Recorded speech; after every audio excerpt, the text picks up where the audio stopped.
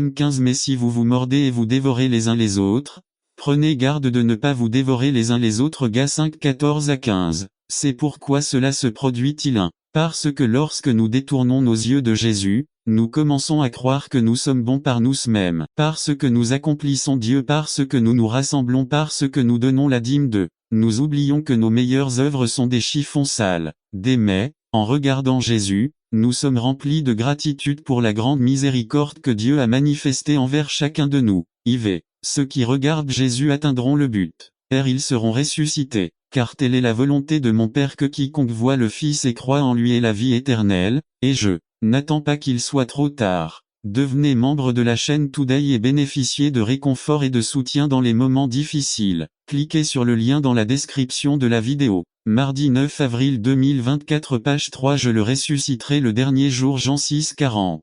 Ils auront toujours la présence de Dieu. Il n'y a rien, aucun être humain ou institution, aucun temps, aucun espace, aucun démon, aucun événement qui puisse rompre l'amour entre Dieu et ceux qui ont confiance en lui. Willard, Dalla 1998. De Divine Conspiracy page 67. Ils auront la force de persévérer. Un documentaire télévisé porté sur le léopard chasseur qui vit dans les plaines d'Afrique centrale. Cet animal survit en poursuivant ses victimes avec une grande énergie, courant jusqu'à 113 km/h. Mais ce bel animal a un problème, il se fatigue vite. Au sein de son corps long et agile, il possède un cœur disproportionnellement petit, ce qui ne lui permet pas de maintenir cette vitesse longtemps. À moins que le léopard n'attrape sa victime dès le premier sursaut d'énergie, il est contraint d'abandonner la chasse. Parfois, nous, chrétiens, ressemblons à ce léopard chasseur. Au début, nous répondons à l'appel de Dieu avec une énergie explosive, mais nous ne pouvons pas la maintenir longtemps et bientôt nous échouons et disparaissons. Nous promettons de travailler plus dur et de courir plus vite, alors que ce dont nous avons besoin n'est pas plus de vitesse mais de persévérance. Nous avons besoin d'un cœur plus grand. Beaucoup de mouvements, de bruit et d'émotions ne servent à rien si nous ne donnons pas notre cœur au Seigneur, si nous ne mettons pas nos yeux sur Jésus. Conclusion à tout le monde a des moments où vient la tentation de détourner le regard. Certains lorsqu'ils traversent des problèmes, d'autres quand tout va bien. Dans mon cas, cela arrive lorsque je me sens déçu, quand les choses ne se passent pas comme je l'espérais. Je cherche la solution en moi-même et non en Jésus. Cela arrive aussi lorsque je me sens très pressé, opprimé par les tâches quotidiennes, trop occupé pour prendre le temps nécessaire pour véritablement contempler Jésus. B4 étapes pratiques 1. Si vous faites partie de ces personnes qui ont passé trop de temps à contempler les autres, au lieu de regarder Jésus, demandez pardon à Dieu et engagez-vous à changer. Devenez membre d'une cellule de frères qui vous aideront à regarder Jésus. 3. Observez quotidiennement un moment où Jésus a toute votre attention. 4. Dans tout ce que vous faites, demandez toujours, que ferait Jésus? Fixons nos yeux sur Jésus, l'auteur et le consommateur de la foi, le médiateur unique et suffisant entre Dieu et les hommes. Timothée 2:5. Le seul chemin vers le salut. Jean 14:6. Le seul homme qui est aussi Dieu éternel. Tite 2:13. Le seul juge qui possède les clés de la vie et de la mort. Apocalypse 1:17 à 18. N'attendez pas qu'il soit trop tard. Devenez membre de la chaîne Today et bénéficiez de réconfort et de soutien dans les moments difficiles. Cliquez sur le lien dans la description de la vidéo. Mardi 9 avril 2024 page 4 Le seul sauveur qui a vaincu la mort et qui vit parmi son peuple. Matthieu 18:20. Le seul prêtre sans péché, mais qui a été tenté en tout et qui comprend nos luttes. Heb 4:15. Le seul roi des rois qui accepte de nous appeler amis. Le seul avocat céleste qui intercède pour nous.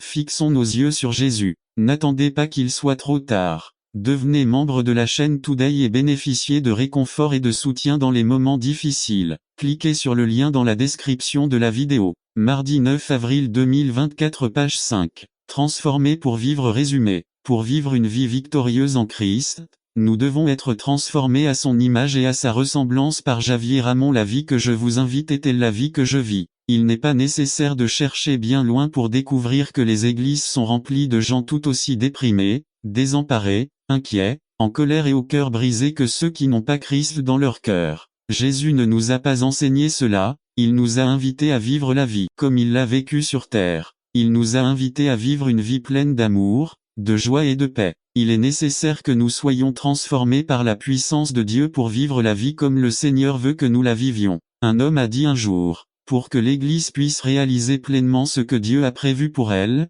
Elle doit prendre le besoin de transformation aussi au sérieux que les mouvements révolutionnaires modernes. Tout au long du Nouveau Testament, ces auteurs savaient combien il était important pour les chrétiens d'être continuellement transformés par Dieu. Parfois, nous nous contentons de ce que nous sommes et pensons que Dieu ne va pas changer notre façon d'être, notre caractère, notre façon de parler, notre façon d'aimer, notre façon d'interagir avec nos partenaires, conjoints, enfants, parents, voisins, etc.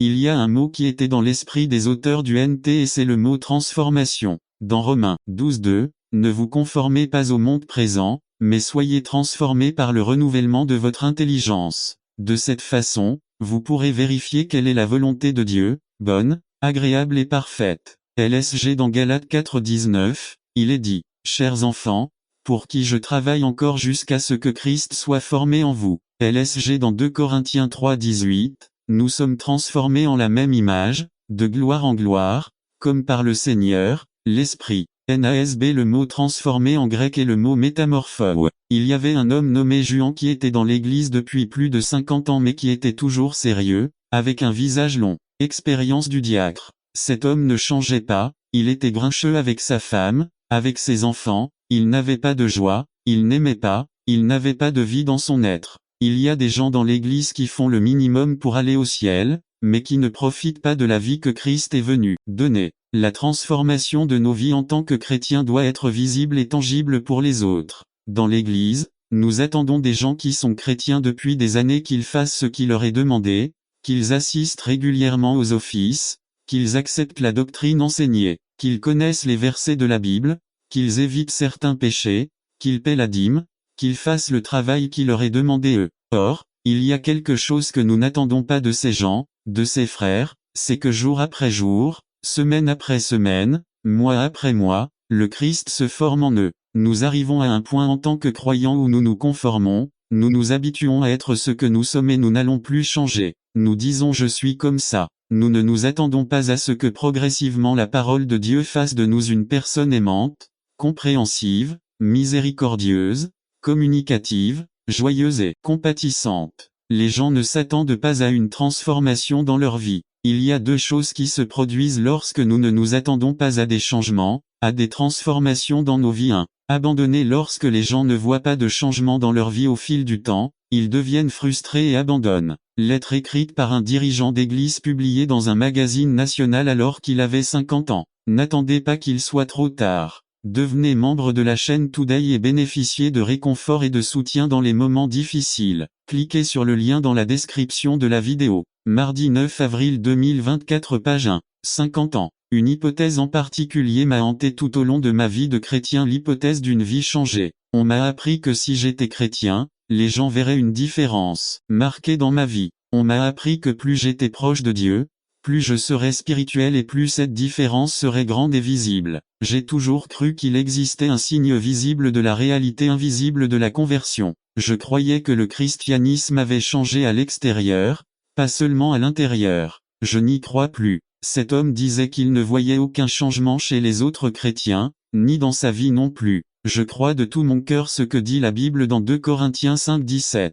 Si quelqu'un est en Christ, il est une nouvelle création, les choses anciennes sont passées, voici, ils sont tout renouvelés. Je crois qu'il n'y a pas de plus grand miracle que de voir une personne transformée par Dieu, une personne pleine de joie, de paix, de douceur, etc. Mais si les gens ne le voient pas, ils abandonnent de fausses transformations, pseudo-transformations. Lorsque les croyants ne subissent pas de changement dans leur vie, ils subissent ce qu'on appelle une pseudo-transformation. James Dunn a écrit un commentaire sur le livre des Romains. Il a remarqué que la plupart des écrits des rabbins à l'époque de Paul concernaient trois choses. 1. La circoncision. 2. Les lois sur l'alimentation. 3. L'observance du sabbat. Cet homme parle de ce que les sociologues appellent des marqueurs d'identité ou des limites. Les sociologues affirment que tous les groupes ont tendance à être plus ou moins exclusifs. Tous les groupes veulent savoir qui fait partie du groupe et qui est en dehors du groupe. Des bornes sont donc établies pour déterminer qui est dedans et qui est dehors. La pose de bornes est une pratique très visible et relativement superficielle au sein du groupe.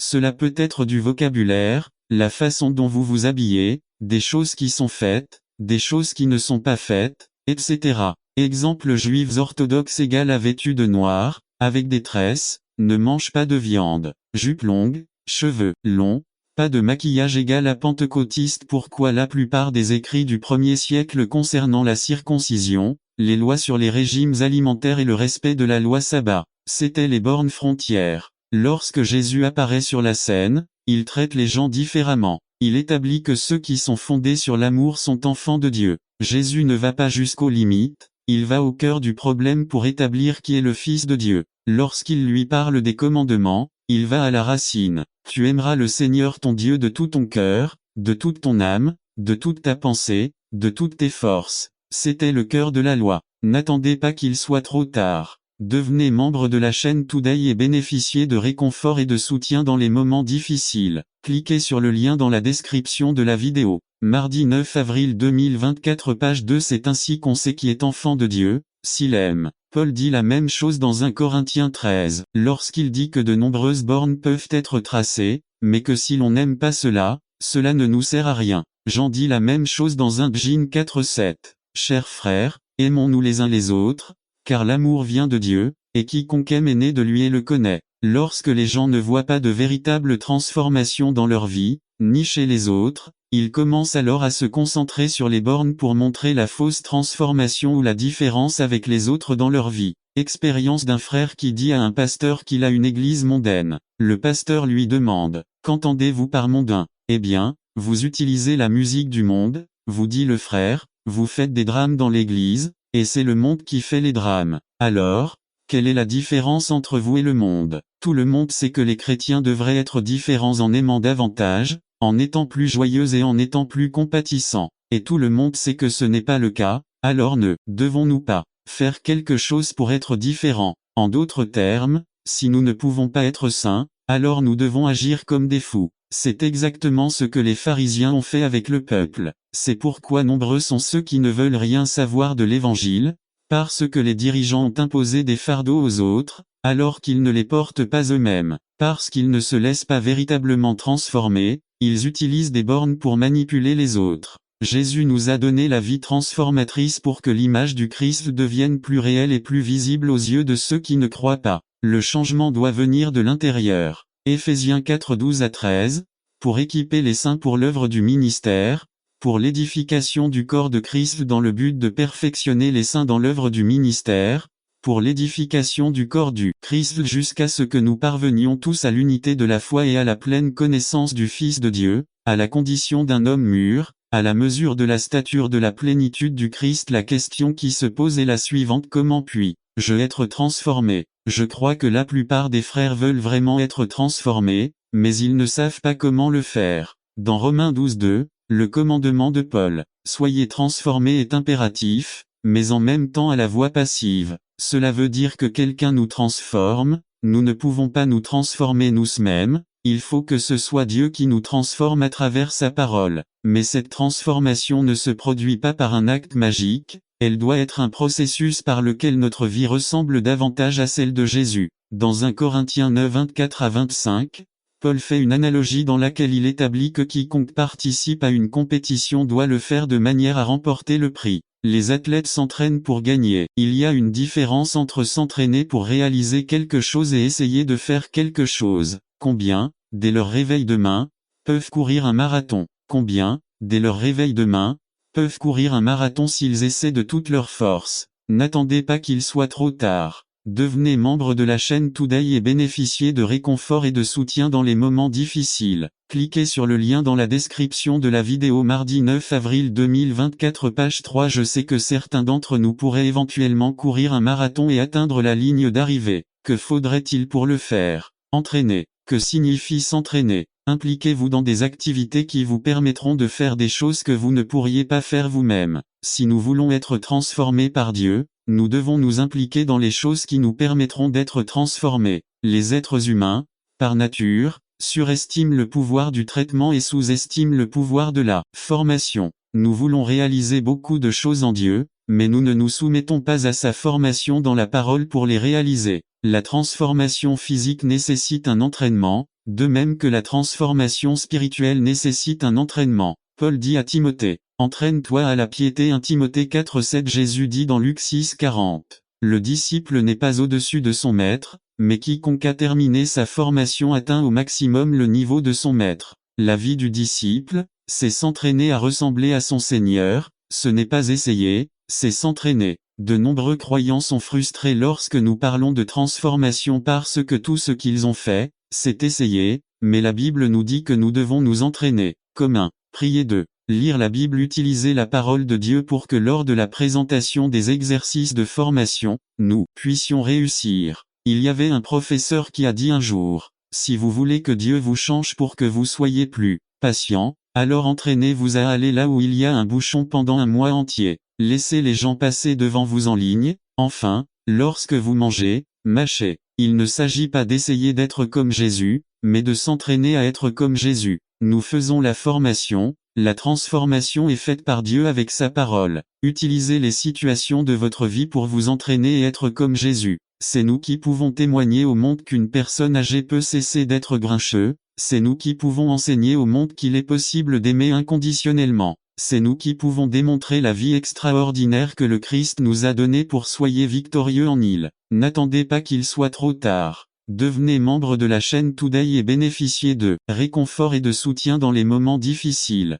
Cliquez sur le lien dans la description de la vidéo. Mardi 9 avril 2024 page 4 Ceux qui ont perdu résumé. Un sermon qui examine certains personnages bibliques qui ont perdu le combat. Examiner leur vie et ce que nous pouvons apprendre d'eux. Par Nestor Mangivard se bat avec Dieu. Ceux qui ont perdu le combat Luc 9 25, lire Luc 9 25, dans chaque combat, il y a ceux qui gagnent et ceux qui perdent. Ces dernières semaines, nous avons regardé des hommes qui ont lutté avec Dieu et qui ont gagné. Ils n'ont pas gagné parce qu'ils ont vaincu Dieu mais parce qu'ils ont permis à Dieu de régner dans leur vie et de cette façon ils ont remporté le prix qu'ils n'auraient pas pu obtenir par eux-mêmes. Cela leur a permis de passer d'une vie de lutte à une vie de victoire. Ce matin, nous examinerons la vie d'autres personnes qui ont eu des difficultés et ont obtenu des résultats moins agréables. Y commençons par regarder la vie de Samson. À Juge 13 à 16 nous parle de la naissance et de la vie de cet homme extraordinaire. Sa naissance était spéciale son don était unique. Sa vie était une tragédie. Il était nazaréen. Je n'ai pas bu de produits à base de raisin et j'ai mangé kasher. Il n'avait aucun contact avec les morts et il ne s'est pas coupé les cheveux Il a rompu tous ses vœux. Le raisin symbolisait la belle vie. Il a passé la majeure partie de sa vie parmi les morts et en se laissant couper les cheveux. Elle achève la chute amorcée lorsqu'elle s'est retrouvée inégalement jumelée. La grande faiblesse de Samson était ses désirs charnels. Au lieu de conduire le peuple de Dieu sur le droit chemin, il a été détruit par des virages. Les premiers mots prononcés par Samson dans la Bible sont J'ai vu une femme 14-2 Elle était une Philistine. Samson n'a pas regardé sa religion ni son caractère. N'attendez pas qu'il soit trop tard. Devenez membre de la chaîne Today et bénéficiez de réconfort et de soutien dans les moments difficiles. Cliquez sur le lien dans la description de la vidéo. Mardi 9 avril 2024 page 1-2. Au début du chapitre 16 on le retrouve en train de s'unir à une femme qui a fait profiter son corps de son profit. 3. Encore 3 versets et nous le retrouvons amoureux d'une autre femme que d'autres dieux. Dalila 2. Je veux que nous remarquions quelques points importants. 1. Samson a échoué lorsqu'il se souciait plus de son désir que de son engagement envers Dieu. 2. Il n'a pas réussi à passer la plupart de son temps avec l'ennemi. 3. Il n'a pas réussi à s'impliquer dans des jeux qui le distrayaient lorsqu'il a été choisi pour être le chef des Israël. 2. Regardons la vie d'un autre combattant. Samuel 13 Saul a été choisi pour être le premier roi d'Israël. En examinant les 18 chapitres qui couvrent sa vie, nous trouvons un homme en lutte. Il recherchait la popularité auprès du peuple. Il voulait gagner son chemin. Cela l'a amené à faire les mauvaises choses. Il a suivi ce qu'il pensait qui le rendrait populaire au lieu de ce qu'il savait être juste. Il a parlé sans sagesse pour se glorifier. 3. Il a enfreint les commandements de Dieu. Finalement, il perdit la popularité qu'il recherchait. Le royaume pour ses enfants. 3. Le contact avec Dieu. En fin de compte, regardons Judas. Il a eu la plus grande opportunité de tous ces hommes. J'ai passé 3 ans à vivre avec Jésus. J'ai vu les miracles. A reçu un enseignement direct du Fils de Dieu. Pourquoi Judas a-t-il trahi le Messie? De nombreuses raisons ont été avancées. La Bible dit qu'il l'a fait pour l'argent. 1. Lisons Matthieu 26, 14 à 15. N'attendez pas qu'il soit trop tard. Devenez membre de la chaîne Today et bénéficiez de réconfort et de soutien dans les moments difficiles. Cliquez sur le lien dans la description de la vidéo. 9 mars. Avril 2024 page 2 A que me donneras-tu si je te le donne B cela semble moche de Jean 12:6 le confirme lire A il était le trésorier B c'était un voleur C il craignait que C Judas a perdu le combat lorsqu'il a choisi de rechercher un gain financier au lieu de la vie éternelle que Jésus lui avait offerte. Nous avons vu la vie de 3 hommes qui, à première vue, auraient eu la vie idéale. Qu'ils aient perdu le combat doit être quelque chose d'effrayant pour tout le monde. Chacun d'eux a fini par se suicider. Une tragédie au lieu d'une victoire. Avez-vous du mal avec l'une des choses qui les a vaincus, le désir d'argent, le désir de popularité, le désir sexuel? Aucune de ces choses n'est mauvaise en soi. Seulement lorsqu'elle vous contrôle et remplace ce que Dieu veut pour votre vie. Notre société met beaucoup l'accent sur ces choses. Regardez la télévision. Jésus nous a appris quelque chose de différent. Lire Luc 9:25. N'attendez pas qu'il soit trop tard. Devenez membre de la chaîne Today et bénéficiez de réconfort et de soutien dans les moments difficiles. Cliquez sur le lien dans la description de la vidéo. Mardi 9 avril 2024 page 3 Le mouton résumé. Une description des différentes sortes de moutons trouvés dans les églises. Donnez une description des attributs de la bonne brebis. Par Nestor Mangivard. Les brebis. Jean 10:1-5. 14 Introduction. On trouve de nombreux bergers dans la Bible. Caïn a fait paître Joseph, Moïse et David. Dans Jean 10, Jésus se présente comme un berger, le bon berger, et appelle son peuple sa brebis. Lire Jean 10:1-5. 14. Ce matin, nous examinerons 4 types de brebis, leurs caractéristiques et la signification que cela a pour nous est l'Église aujourd'hui. Les 4 sortes de brebis. À solitaire. Celui-ci aime être éloigné des autres moutons. Il pense que les autres sont soit trop sérieux, soit trop immatures pour être avec eux. Beaucoup d'entre eux ne s'approchent pas non plus parce qu'ils ne veulent pas qu'on leur enlève leur laine. Malheureusement, cette même laine recouvre souvent leurs yeux et ne les aide pas. Cela permet de voir les loups qui viennent les dévorer. Et même s'ils voyaient le danger, il leur est difficile de s'échapper à cause de la laine qui les encre. B le vaga. Elle n'est jamais heureuse où qu'elle soit. Même si elle est bien nourrie, elle cherche toujours quelque chose de plus. Ce type de mouton est dangereux car il amène les autres moutons à s'éloigner également de l'endroit où ils devraient être. C'est le rebelle. Ce type de mouton est insensé et ne veut pas être berger. Ils vont à l'opposé de l'endroit où le berger les emmène ou de l'endroit où vont les autres brebis. Ces brebis n'ont aucun amour de la part du berger ou des autres brebis. D le bon mouton. Le bon a les caractéristiques suivantes. Y reconnaître la voix du berger. 2. Suivre le berger. Yi. Manger ce que le berger leur donne à manger. Yves. Tenez compte des avertissements de l'arrêt pastor. C'est porter du fruit. Vie. Permettez au berger de leur prendre de la laine vieille. Il reste avec son troupeau. N'attendez pas qu'il soit trop tard. Devenez membre de la chaîne Today et bénéficiez de réconfort et de soutien dans les moments difficiles. Cliquez sur le lien dans la description de la vidéo. Mardi 9 avril 2024 page 1 Résumé de notre héritage. Examinez ce que nous pouvons léguer à nos enfants et aux générations futures. Un héritage qui aura de la valeur. Par Nestor Mangivard. Notre héritage. Psaume 112 1-10. Dans chaque État et dans de nombreuses régions du pays, il existe des villes, des parcs et des bâtiments qui portent le nom d'une personne. Certains ont travaillé dur pour laisser un héritage qui perdurera après eux. La Bible nous parle également des conséquences à long terme de nos vies et parle également de laisser un héritage. Lisons le psaume 112. Ce psaume nous dit que les bonnes œuvres des justes demeureront et seront rappelées. Ce psaume parle aussi aux méchants, disant que leurs œuvres dépériront et périront. Vous êtes-vous arrêté un instant pour réfléchir à ce que vous laisserez lorsque vous quitterez ce monde? Quel sera votre héritage? Considérons les points suivants que nous pouvons voir dans cette écriture. 1. Nous pouvons voir que l'idée du muet de ce qu'est un bon héritage est un rêve insensé. Les gens dans le monde pensent qu'en acquérant richesse et pouvoir, cela les aide à créer un héritage qui leur rappellera leurs souvenirs. C'est une façon pour eux d'étendre leur influence. L'histoire nous montre que cela ne fonctionne pas. Salomon, avec toute sa splendeur et ses richesses, savait que celle-ci ne lui serait finalement pas utile. Dans Ecclésiaste 2 18-19, il nous dit que les biens que nous laissons derrière nous restent entre les mains de gens insensés qui prendront le contrôle de tout ce pourquoi nous travaillons si dur. Psaume 49 10-12 nous parle de la folie des hommes qui donnent leur nom à leur propriété, bâtiment ou institution afin que leur nom y reste après leur mort.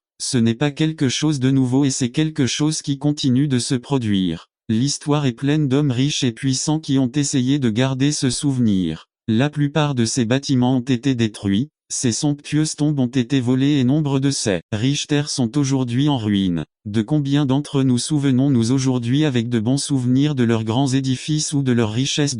Ainsi, Nous voyons dans ces Écritures que l'héritage des justes prévaut. Cela clarifiera tout. L'auteur de ces Écritures ne disait pas que nous ne pouvons laisser aucun héritage, ou que laisser un héritage est insensé. Au contraire, nous devons essayer de laisser un héritage solide et durable. Mais n'attendez pas qu'il soit trop tard. Devenez membre de la chaîne Today et bénéficiez de réconfort et de soutien dans les moments difficiles. Cliquez sur le lien dans la description de la vidéo. Mardi 9 avril 2024 page 1. Cet héritage peut-il être? L'Écriture nous enseigne ce qui durera dans ce monde et dans l'autre. Exemple: Abraham a laissé un héritage de foi qui a influencé ses descendants et qui nous aide encore aujourd'hui. L'héritage du roi David n'était pas ses richesses, son royaume ou sa grande ville, mais la grande fidélité qui a donné une lignée à notre Messie.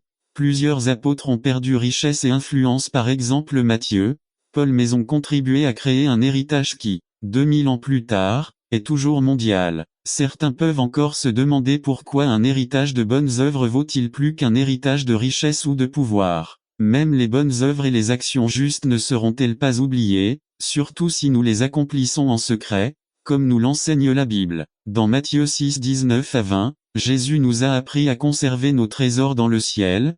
Paul a également enseigné dans 2 Timothée 4 qu'après avoir combattu le bon combat, nous avons une couronne de justice que Dieu nous présentera. Il est donc très clair que si nous voulons laisser un héritage durable, nous devons laisser un héritage de justice. Faites-vous cela avec la vie que vous vivez. Si vous mourrez aujourd'hui, comment votre famille, vos amis, vos voisins et vos collègues se souviendront-ils de vous? Que penseront-ils lorsqu'ils iront à vos funérailles et entendront les frères dire que vous étiez un bon chrétien, fidèle à son Église et au Seigneur? Seront-ils surpris? Conclusion: que comptez-vous laisser à vos enfants? Un peu d'argent, une maison qui a besoin de travaux, ou peut-être une maison pleine de choses qu'ils vendront dans un vide-grenier. Vous pouvez leur laisser le souvenir de la bonne doctrine qu'ils ont apprise de vous et des principes bibliques qu'ils ont appris en regardant comment vous avez vécu votre vie. Personne ne sait quand sera le dernier jour de leur vie. C'est pourquoi nous devons vivre chaque jour de manière à aider les autres à se souvenir de nous pour le merveilleux cadeau que nous leur avons fait là. Bonne nouvelle de Jésus qu'ils ont entendu de nous et qui était évidente dans ce que nous avons fait de nos vies.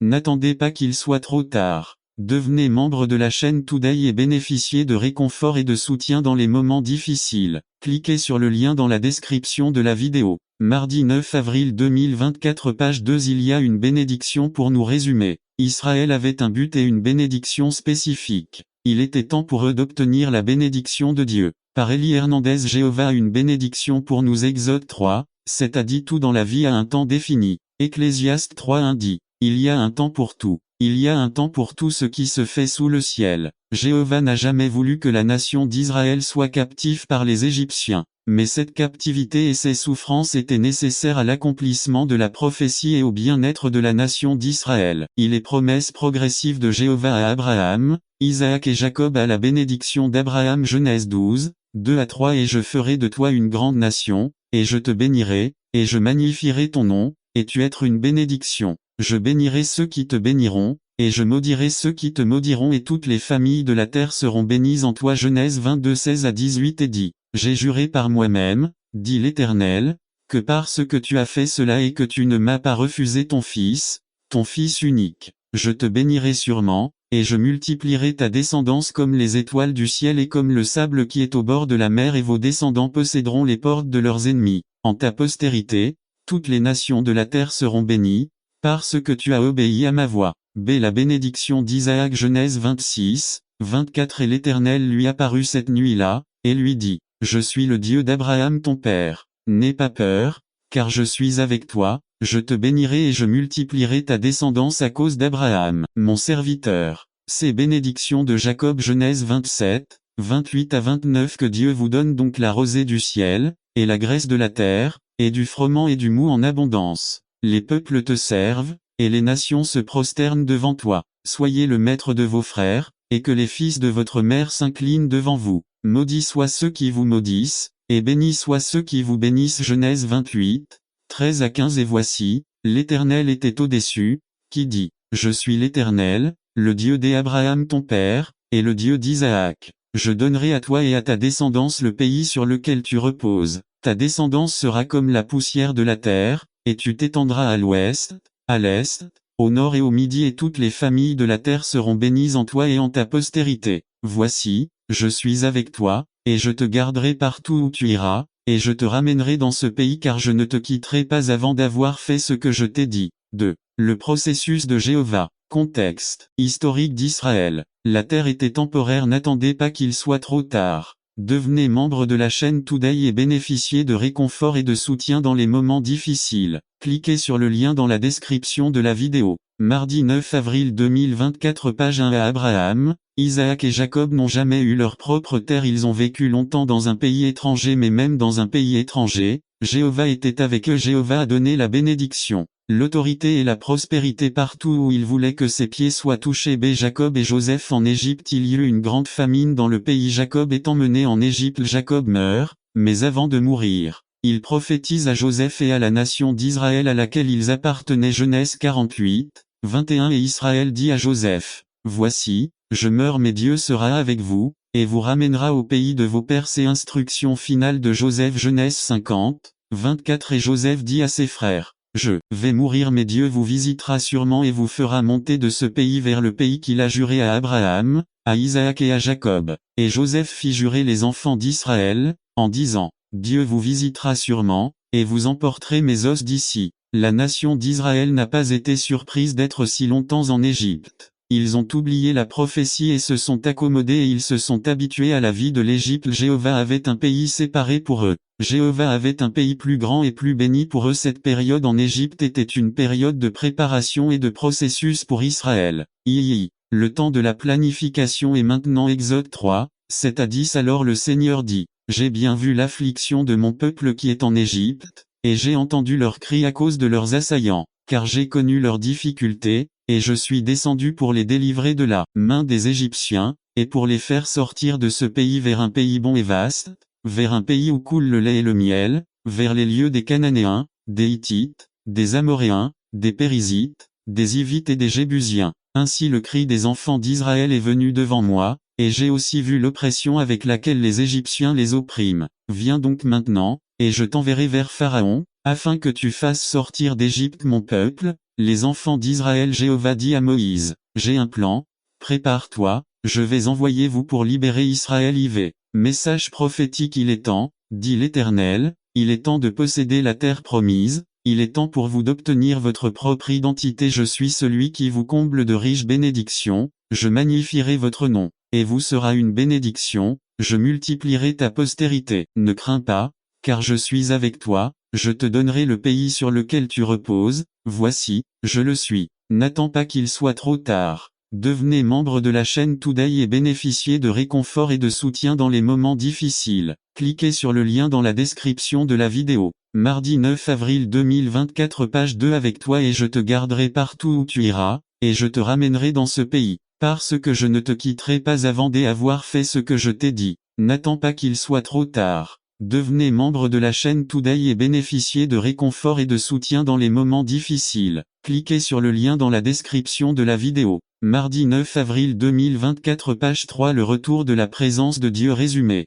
L'arche de Jéhovah devait retourner en Israël. Autrement, cela détruirait le royaume des Philistins. Par Élie Hernandez. Retourner la présence de Dieu. 1 Samuel 6, 1 à 3. Il y a des moments dans la vie de chaque chrétien où il a perdu sa force, son espoir et sa concentration. À cause de cet état, ils perdent leur passion pour le Seigneur et perdent la communion entre eux et Dieu. Israël avait vécu quelque chose de similaire. Dans une bataille contre les Philistins, ils avaient perdu la présence de Dieu. Le contexte historique de cette écriture enseigne qu'Israël a grandement souffert. Ils avaient mené 2 batailles massives contre les Philistins et avaient perdu un total de 70 000 hommes de guerre. Ils avaient perdu ces 2 batailles, et ils avaient aussi perdu leur force et leur espoir. C'est en réponse à leur état émotionnel, ils tentent d'utiliser l'arche de Jéhovah religieusement. Ils ont essayé d'utiliser l'arche à leur avantage. Ils croyaient davantage au symbole de l'arche de Jéhovah qu'à Jéhovah. En conséquence, les Philistins se sont battus contre eux et,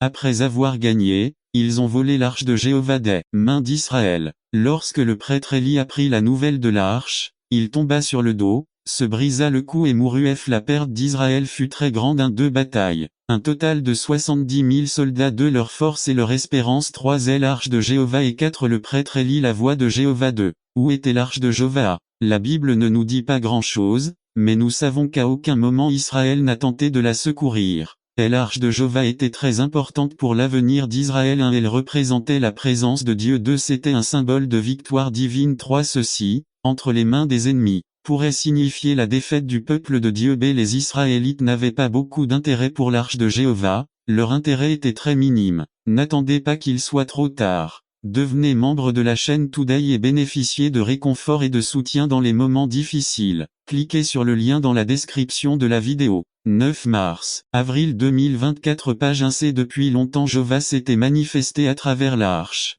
Il les avait aidés. Il avait donné des victoires aux Israélites, et la présence de Dieu habitait dans l'arche, mais ils avaient perdu tout intérêt pour le mouvement de la puissance de Dieu. Peut-être que c'était le cas, parce que dans cette histoire spécifique, Dieu ne l'a pas aidé et, peut-être était-ce parce qu'il n'avait pas de direction d'un leader. Peut-être était-ce parce qu'ils ne savaient pas comment faire. Peut-être qu'ils avaient perdu toute leur force et leur espoir. Nous ne savons pas exactement pourquoi, mais nous savons que Jéhovah était traité comme un symbole religieux dans le temple de Dagon. Comment l'arche de Jéhovah est-elle retournée à Israël? N'est pas retournée à Jéhovah. Jéhovah est revenu à Israël. B. Jéhovah détruisit le dieu des Philistins, le Dagon. C. Jéhovah a détruit de nombreux Philistins avec des tumeurs et la mort. D. Lorsque l'arche revint, elle revint réparée et décorée. Lorsque l'arche revint, la première chose qu'ils firent fut de l'offrir en holocauste à Jéhovah. 6. 14 F. Ce sont les Lévites qui ont fait tomber la présence de Dieu. 6. 15 N'attendez pas qu'il soit trop tard. Devenez membre de la chaîne Today et bénéficiez de réconfort et de soutien dans les moments difficiles. Cliquez sur le lien dans la description de la vidéo. Mardi 9 avril 2024. Page 2. Vivre comme l'Église que nous devrons être. Résumé. Nous devons comprendre que nous devons vivre comme la Bible nous le dit en tant qu'Église par Lauro C. Hernandez. Vivre comme l'Église que nous devrons être. 2 Corinthiens 10 1 Moi, Paul, je vous prie pour la douceur et la tendresse du Christ, moi qui, étant présent, je suis certes humble au milieu de vous, mais absent, je suis hardi envers vous. Introduction. La plupart d'entre nous savent ce que nous avons reçu du Christ Jésus. La question que nous devons nous poser est la suivante: vivons-nous comme le Christ veut que nous vivions? Oui. La réponse à cette question est oui. Alors, où est la croissance qu'on attend de nous? Nous devons nous examiner nous-mêmes et voir à travers les Écritures comment nous devons nous comporter dans notre vie quotidienne. L'apôtre Paul, au chapitre 10 de 2 Corinthiens, nous présente des points très impressionnants sur ce que devrait être notre style de vie. Voyons, y avoir un caractère spirituel. À 2 Corinthiens 10 1 Moi, Paul, je vous prie pour la douceur et la tendresse du Christ, moi qui, étant présent, je suis certes humble au milieu de vous, mais absent, je suis hardi envers vous. B. Nous devons laisser le fruit de l'esprit se manifester quotidiennement dans nos vies. Et la douceur et la tendresse selon le Christ doivent faire partie de notre caractère chrétien. 2. Ne pas vivre selon la chair. Avs 3 Car bien que nous marchions dans la chair, nous ne combattons pas selon la chair. B. Bien que nous vivions dans le monde, nous ne sommes pas du monde. C. Les œuvres de la chair doivent être du passé dans notre vie en Jésus-Christ. Amener l'esprit vers l'obéissance au Christ. Avs 5 Renversant les arguments et toutes choses élevées qui s'élèvent contre la connaissance de Dieu, et emmenant captif toute pensée à l'obéissance de Christ. B. La meilleure façon de ne pas vivre selon à la chair, c'est amener notre esprit vers l'obéissance en Jésus-Christ. C. Chaque pensée doit être soumise à Matthieu 5, 44 D. L'illustration de laisser les moineaux voler autour de notre tête mais ne pas les laisser faire un nid. Regardez les choses selon le Christ. Avs 7 Vous regardez les choses selon l'apparence. Si quelqu'un est convaincu en lui-même qu'il appartient au Christ, qu'il pense aussi par lui-même que, de même qu'il appartient au Christ, nous sommes également au Christ. N'attendez pas qu'il soit trop tard. Devenez membre de la chaîne Today et bénéficiez de réconfort et de soutien dans les moments difficiles. Cliquez sur le lien dans la description de la vidéo. Mardi 9 avril 2024 Page 1b Nous devons considérer les autres comme rien de moins que nous. C'est s'ils appartiennent à la famille de Dieu, cette personne est la même que nous. Ni moins ni meilleur. Des Dieu ne fait exception de personne. V. Faire tout construire. Avs 8 Car même si je me vante un peu plus de notre autorité, que le Seigneur nous a donné pour l'édification et non pour votre destruction, je n'aurai pas honte. B. Dieu nous a appelés à construire pour ne pas détruire. C. Il faut toujours avoir quelque chose de bon à dire sur les enfants de Dieu. VI. Non à la gloire mais en Christ seul. Avs 13 Mais nous ne nous glorifierons pas à l'excès, mais selon la règle que Dieu nous a donnée pour mesure, pour vous atteindre aussi. Bf 4, 13 Jusqu'à ce que nous parvenions tous à l'unité de la foi et de la connaissance du Fils de Dieu, à un homme parfait, à la mesure de la stature parfaite de Christ. C'est la gloire que nous voulons nous donner doit être fondée sur la plénitude du Christ en nous vie. Respectez notre travail et nos talents avec 14 et 15 car nous ne sommes pas allés trop loin, comme si nous ne vous avions pas atteint. Puisque nous avons été les premiers à vous atteindre avec l'évangile du Christ 15 nous ne nous glorifions pas excessivement des œuvres des autres, mais nous espérons qu'à mesure que votre foi grandira, nous serons grandement élevés parmi vous, selon notre règle. B. Dieu ne veut pas que nous recevions des louanges pour quelque chose que nous n'avons pas fait. C. Dieu veut que nous acceptions les gens avec les talents qu'il leur a donnés. VII. Ne travaillez pas avec des gens d'une autre église avec 16 et que nous proclamerons l'évangile dans des lieux au-delà de vous, sans entrer dans l'œuvre d'autrui pour nous glorifier de ce qui a déjà été préparé. B. Les âmes qui doivent être ajoutées à l'Église doivent être des personnes que nous allons atteindre pour le royaume. C. Elles ne doivent pas être des personnes d'autres églises. Conclusion. N'attendez pas qu'il soit trop tard. Devenez membre de la chaîne Today et bénéficiez de réconfort et de soutien dans les moments difficiles. Cliquez sur le lien dans la description de la vidéo. Mardi 9 avril 2024 page 2 Ceux qui l'ont quitté résumé. Comprendre quoi faire lorsque certaines familles ou certains membres de l'Église partent. Par Lauro C. Hernandez. Ceux qui l'ont quitté JN 666 dès lors, plusieurs de ses disciples revinrent et ne marchèrent plus avec lui. Introduction. Nous savons que Jésus est le Fils de Dieu. Son ministère ici sur terre a été couronné de succès jusqu'à la croix. Mais en soi, son ministère terrestre n'a pas été sans perturbation. Nous voyons de nombreux passages bibliques où les gens lui ont directement dit non. D'autres, comme dans ce passage, étant ses disciples, l'ont quitté. La question intéressante est pourquoi. Pourquoi ses disciples ont-ils quitté Jésus? S'ils le quittaient, nous quitteraient-ils? Et pourquoi ont-ils quitté Jésus? Car les paroles de Jésus étaient dures. JN 660 Quand beaucoup de ses disciples les entendirent, ils dirent, c'est une parole dure. Qui peut l'entendre de? La parole ne peut être compromise. 3. Le pécheur est aimé mais le péché haï. 4. Ici il y a le pardon, ici il y a l'amour, ici nous voudrons vous restaurer. B. Parce qu'il leur a dit les vraies raisons de le suivre. 1. JN 626 Jésus répondit et leur dit, en vérité, je vous le dis, vous me cherchez, non parce que vous avez vu les signes,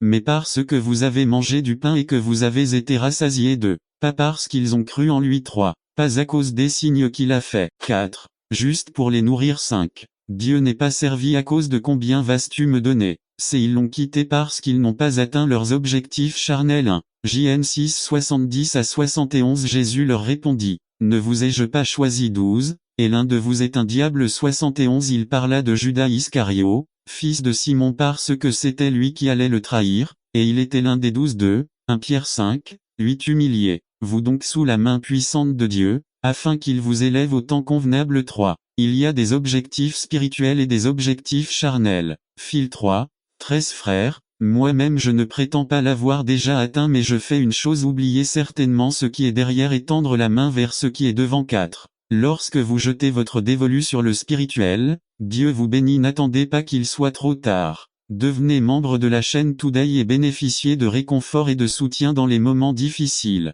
Cliquez sur le lien dans la description de la vidéo. Mardi 9 avril 2024 page 1 Matthieu 6, 33 Mais cherchez premièrement le royaume et la justice de Dieu, et toutes ces choses vous seront données par-dessus. Judas n'a pas atteint ses objectifs charnels et l'a trahi. 5. Les gens n'ont pas réalisé ce qu'ils voulaient charnellement et sont partis.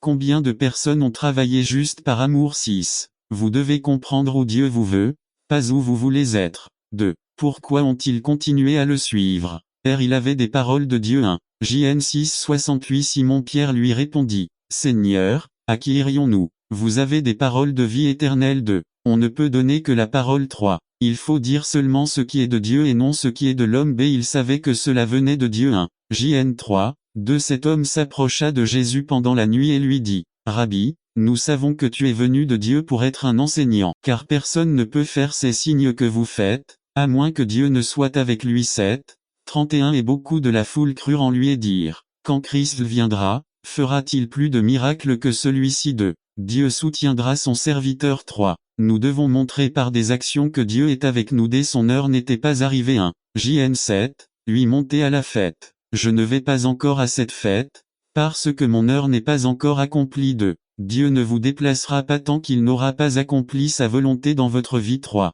Nous ne devrions pas bouger avant l'heure.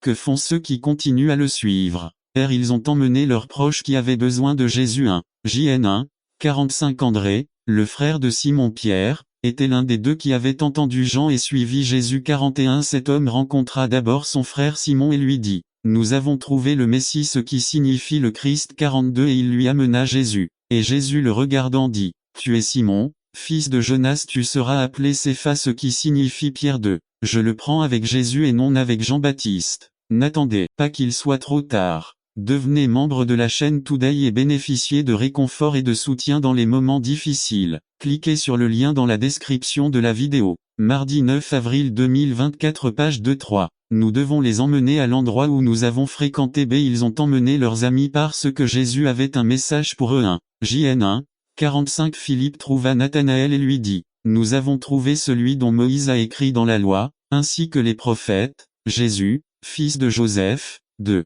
Nazareth. 2 Combien d'entre nous ont des amis qui pour certaines raisons, ne leur parlent-ils pas de Jésus? 3 Pourquoi ne pas les amener au temple?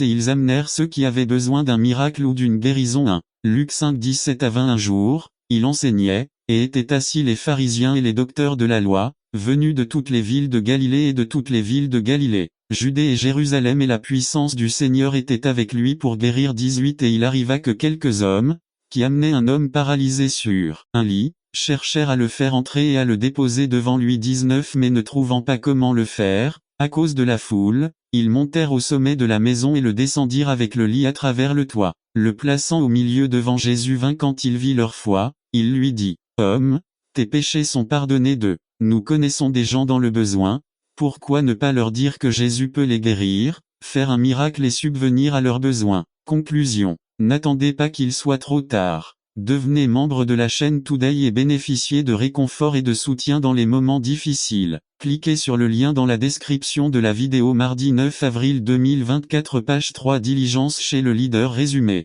Nous, les dirigeants, devons être diligents dans les aspects les plus fondamentaux et les plus clés de notre ministère. Ignorer de petits détails peut être fatal dans notre carrière ministérielle. Par Séraphin contrera diligence chez le leader. Un matin, je me suis réveillé un peu découragé et sans grande envie d'aller à mon bureau. Les papiers étaient entassés sur le bureau, beaucoup de lettres à répondre et d'études à préparer. Quelque chose en interne m'a poussé à la négligence. Sans grande envie, j'ai allumé mon ordinateur pour consulter la boîte aux lettres électroniques et des mots anonymes étaient affichés sur le moniteur et lorsque je les ai lus, ils m'ont donné une nouvelle humeur. Je vous les partage ici. J'ai appris et décidé et ainsi, après avoir si longtemps attendu, un jour comme les autres, j'ai décidé de réussir. J'ai décidé de ne pas attendre les opportunités, mais de les chercher moi-même. J'ai décidé de voir chaque problème tel qu'il, une chance de trouver une solution. J'ai décidé de voir chaque désert comme l'opportunité de trouver une oasis. J'ai décidé de voir chaque nuit comme un mystère à résoudre.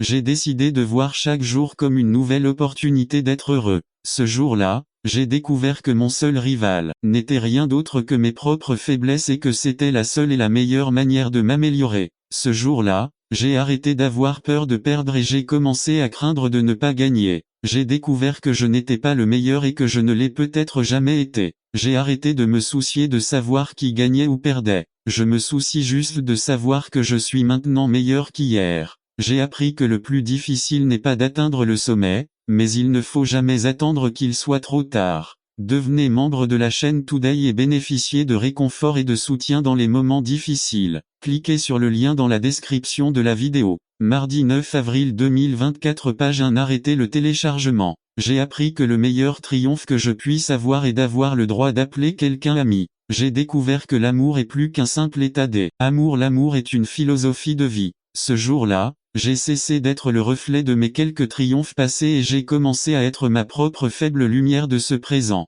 J'ai appris qu'il ne sert à rien d'être une lumière si l'on ne veut pas éclairer le chemin des autres. Ce jour-là, j'ai décidé de changer tellement de choses. Ce jour-là, j'ai appris que les rêves sont uniquement destinés à se réaliser. Depuis ce jour je ne dors plus pour me reposer, maintenant je dors simplement pour rêver. L'agriculteur laboure et sème la terre avec diligence. Il sait que la négligence est le pire ennemi de la productivité. Son assiduité se manifeste tôt le matin, car il veut faire bon usage de son temps. Son assiduité se manifeste dans le lieu où il conserve outils et semences. Son assiduité se voit dans sa démarche prompte et rapide et il ne fera jamais un pas dans sa carrière qui gâcherait la future récolte. En marchant, il fait attention à ne pas glisser car il veut atteindre sa destination et convertir toute sa force et son énergie dans ce qui est essentiel pour lui et sa famille. En marchant dans les rues de San José, au Costa Rica, en hiver, un après-midi, j'ai presque perdu l'équilibre car les trottoirs de cette ville sont très lisses et lorsqu'ils sont mouillés, ils deviennent un chemin à haut risque pour les piétons. À partir de ce moment, chaque fois que je me promène dans le centre de San José en hiver, je marche avec beaucoup d'attention et de soin. Le livre des Hébreux chapitre 2, verset 1 dit, « Car il est donc nécessaire que nous accordions plus d'attention aux choses que nous avons entendues, afin de ne pas nous échapper. » Pourquoi Paul commence-t-il par « donc » ? Parce que 1. Dieu en a parlé à plusieurs reprises. 2. Dieu a parlé de plusieurs manières. Les prophètes et enfin son Fils, voilà pourquoi il est nécessaire que nous prêtions plus attention aux choses que nous avons entendues. La parole de Dieu a besoin d'être davantage écoutée aujourd'hui par les serviteurs et les ministres, afin qu'il n'y ait pas de dérapage et qu'en l'entendant, nous puissions nous lever et procéder au renouveau de la plénitude de diligence. Rayon X d'un serviteur négligent. N'attendez pas qu'il soit trop tard. Devenez membre de la chaîne Today et bénéficiez de réconfort et de soutien dans les moments difficiles. Cliquez sur le lien dans la description de la vidéo mardi 9 avril 2024 page 2 répondant à l'appel d'Hébreux 2.1, dans lequel nous sommes exhortés à prêter attention à la façon dont Dieu a parlé. Nous trouvons dans le livre de 2 Rois 5 20 à 27, la radiographie d'un serviteur qui il n'a pas mis de diligence et a glissé tristement. Géasi, serviteur d'Élisée, avait été entouré d'un environnement spirituel très riche, mais il ignorait comment Dieu avait parlé de nombreuses et multiples manières et en ne faisant pas preuve de diligence il s'est échappé. La triste expérience de Géasi nous exhorte à faire très attention, en tant que serviteurs de Dieu, aux choses suivantes qui peuvent nous faire déraper et finir par être disqualifiés. Nous connaissons tout le contexte de cette histoire. Lorsque Naaman fut guéri de la lèpre et voulut récompenser Élisée pour ce miracle, Élisée a refusé de recevoir aucun cadeau. Pendant que cela se produisait intérieurement dans le cœur de Géasi, des choses très significatives se produisaient. 1. Soyez prudents avec le monologue interne. 2 Rois 5, 20. Géasi se dit, quel est notre monologue intérieur? Ce dont nous nous parlons détermine ce qui remplit notre cœur.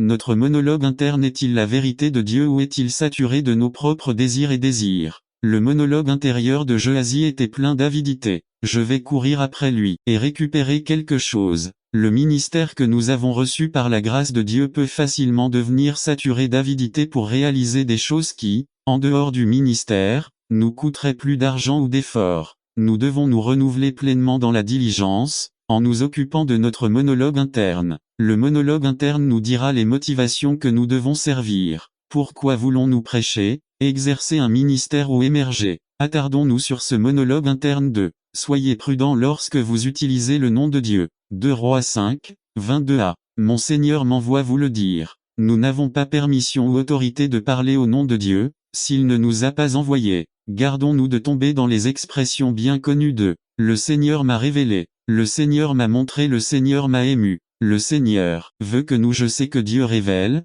parle et agit, mais nous devons faire attention à ne pas utiliser ces expressions alors qu'en réalité ce sont nos propres désirs et ambitions qui, comme Géasi, courent après Naaman. Il est très facile d'utiliser le nom de Dieu pour atteindre nos objectifs, comme Géasi, qui a profité de sa position pour parler au nom de son Seigneur. Le renouvellement de la plénitude de l'assiduité se manifeste en prenant soin de ne pas parler au nom de Dieu pour réaliser des ambitions personnelles. Beaucoup osent parler au nom de Dieu pour chercher du soutien dans leur ministère, de l'argent, de la reconnaissance ou de l'invulnérabilité. 3. Soyez prudents avec les mensonges. 2 Rois 5 22b. Voici, à cette heure, 2 jeunes hommes arrivèrent. Parler au nom de Dieu alors qu'il ne nous l'a pas commandé, c'est tomber directement dans le mensonge. Un mensonge est une spirale incontrôlable qui me guide d'un mensonge à l'autre afin d'entretenir ma réputation. C'est une spirale absorbante et destructrice. Il y a une erreur lorsque notre ministère commence à accepter des mensonges dans des rapports, des falsifications de chiffres,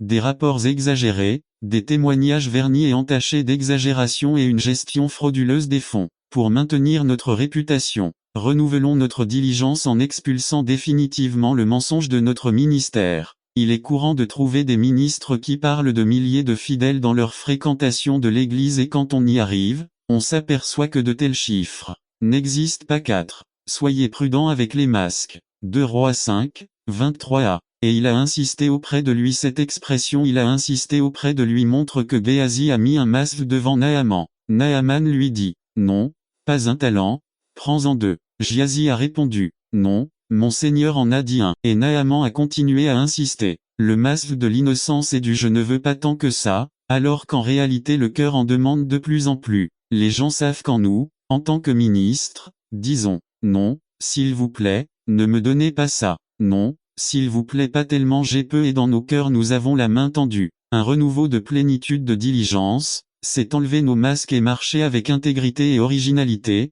5. Soyez prudents en utilisant des personnes. 2 Rois 5, 23b. Et il mit tout cela sur ses épaules pour que 2 de ses serviteurs le portent devant lui. Un talent pesait plus de 30 kilos. Les serviteurs portaient le fardeau, tandis que Géasi les dirigeait. Cela ne dérangeait pas Géasi de voir les efforts de ses 2 serviteurs porter le poids de leur cupidité. Oh, frères ministres, veillez à ne pas utiliser les gens pour notre propre gain personnel. Combien n'attendez pas qu'il soit trop tard. Devenez membre de la chaîne Today et bénéficiez de réconfort et de soutien dans les moments difficiles. Cliquez sur le lien dans la description de la vidéo. Mardi 9 avril 2024, page 3. Des moutons qui portent le poids de la satisfaction personnelle de leurs dirigeants. Nous pouvons manipuler les gens et en obtenir tout ce que nous voulons, mais notre conscience nous suivra et le Seigneur nous l'exigera un jour. Renouveler la plénitude de la diligence ne consiste jamais à utiliser les gens pour notre bénéfice personnel. 6. Soyez attention aux lieux secrets. 2 Rois 5, 24. Et c'est ainsi qu'il est arrivé dans un endroit secret. Géasi avait un endroit secret pour garder ses péchés. Notez les verbes suivants: arriver, pris, conserver et commander. Il y avait de la détermination, de la planification et de la préméditation. Soyez prudents avec les endroits secrets. Chez un serviteur de Dieu, il ne peut y avoir qu'un seul endroit secret, le lieu secret de prière. Et ferme la porte de ta chambre, prie en secret et ton Père qui t'écoute en secret te récompensera en public. Aucun autre lieu secret. Les ténèbres et l'occulte n'appartiennent pas au royaume de la lumière. Le Seigneur veut que nous marchions dans la lumière comme lui est dans la lumière. Les lieux secrets sont sombres, nauséabonds, lugubres et terriblement dangereux. Où allons-nous? Quelle maison visitons-nous? Dans quel but? Que voient nos yeux à l'aube à la télévision? Quelles choses gardons-nous secrètes? Renouveler la plénitude du zèle, c'est renoncer aux lieux secrets. 7. Soyez prudents en jouant avec intégrité. 2 Rois 5, 25. Votre serviteur n'est allé nulle part lorsque Géasi est entré dans l'endroit où se trouvait Élisée. Il lui a demandé où était Géasi et il a répondu très cyniquement: votre serviteur n'est allé nulle part. Lorsque nous perdons notre intégrité, nous nous trouvons sur la fine couche de glace du lac de perdition et, à tout moment, cette couche sera brisée. Non, je n'étais pas là. Non, je n'ai pas vu cette personne depuis des jours. Le plus triste dans cette affaire est que le même passage dit: il entra et se tint devant son maître. Combien de serviteurs qui possèdent déjà et visitent des lieux secrets entrent et se tiennent devant leur Seigneur comme si de rien n'était. Ils exercent leur ministère depuis les chairs comme s'ils n'avaient rien fait de mal, ils lèvent la main et adorent, ils pleurent même sur les estrades et parlent avec un manteau de faussement brisé. Nous devons fermer ces lieux secrets pour être entiers devant notre Seigneur. Nous pouvons tromper les gens, mais n'oublions jamais que nous ne pouvons pas tromper le Seigneur. Renouveler la plénitude de la diligence, c'est retrouver l'intégrité. 8. Soyez prudents avec un paiement équitable. 2 Rois 5, 26 à 27. La Bible dit clairement, tout ce qu'un homme sème, il le récoltera aussi. Nous trouvons 3 choses dans ces 2 versets qui parlent de la position de Dieu concernant notre négligence. Mon cœur n'était pas là, le cœur de Dieu est avec ses serviteurs. Nous ne pourrons pas nous cacher de la présence de Dieu. David l'a exprimé lorsqu'il a dit: où fuirai-je loin de ta présence? Le cœur du Seigneur est toujours avec nous. Même lorsque vous êtes dans nos lieux secrets, il est temps de prendre de l'argent, des vêtements, des oliveraies, des vignes, des moutons, des bœufs, des serviteurs et des servantes. Nous vivons à la fin des temps. Il nous appartient d'être les protagonistes des derniers événements de l'histoire et de la vie de l'Église. C'est pourquoi nous n'avons plus le temps de nous consacrer à notre propre bénéfice personnel. Il y a une tâche qui n'est pas encore terminée et c'est à nous de la terminer. C'est pourquoi, parce que vous n'avez pas respecté ma présence, alors que mon cœur y était et parce que vous n'avez pas respecté à l'urgence de la mission qui vous a été confiée, sans prêter attention à ce qui a été dit. La lèpre de Naaman restera pour toujours sur toi et sur ta descendance. Quand je glisse, non seulement je suis touché, mais mes descendants aussi. Et dans certains cas, c'est pour toujours. Dans de nombreux cas, Dieu a supprimé l'onction des serviteurs sans retour. Renouvelons la diligence en réfléchissant et en revenant aux anciens chemins. Renvoyons notre regard et notre cœur à Hébreux 2:1. C'est pourquoi nous devons faire plus